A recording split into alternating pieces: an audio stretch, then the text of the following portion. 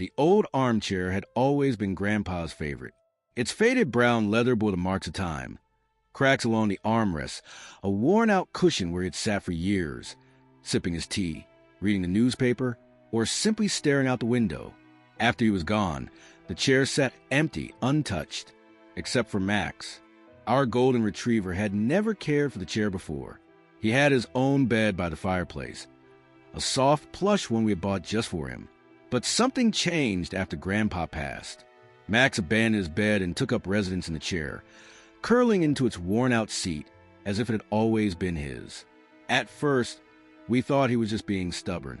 Maybe the chair smelled like Grandpa, and he found comfort in it. But then we noticed the way he behaved. He wasn't just lying there.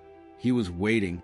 Every evening, just around the time Grandpa used to settle in with his book, Max would climb onto the chair and rest his head on the armrest, his eyes fixed on the doorway. His ears would twitch at the faintest sound, and sometimes, just sometimes, his tail would give a slow, hopeful wag, as if expecting someone to walk in. It broke our hearts, but it also made us smile. One night, long after everyone had gone to bed, I tiptoed downstairs for a drink of water. As I passed the living room, a strange feeling washed over me. The air felt different, warmer, fuller, like someone else was there. Max was curled up in the chair, just as he always was.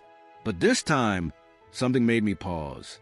His eyes were closed, yet his tail was wagging just slightly, as if he were dreaming of something wonderful. Then he lifted his head and let out a quiet sigh, the kind he only made when Grandpa scratched his ears. I stood there for a long time, watching, listening, and for the briefest moment, I could almost hear it too, a soft chuckle, the rustle of a newspaper, the warmth of an old, familiar presence. Maybe it was just a trick of the mind, or maybe, just maybe, love lingers in the places it was strongest.